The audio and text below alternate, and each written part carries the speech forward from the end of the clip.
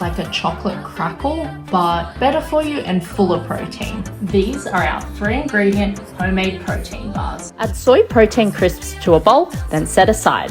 Melt peanut butter, dark chocolate, and if desired some honey in a heat-proof bowl over a saucepan of simmering water until the chocolate has fully melted. Pour the chocolate mixture into the crisps and mix until the crisps are fully coated.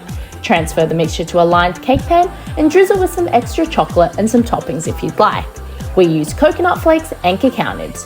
Refrigerate for at least 30 minutes. Then cut into 16 equal squares and enjoy. We think these are the perfect afternoon protein pick-me-up or post-gym snack.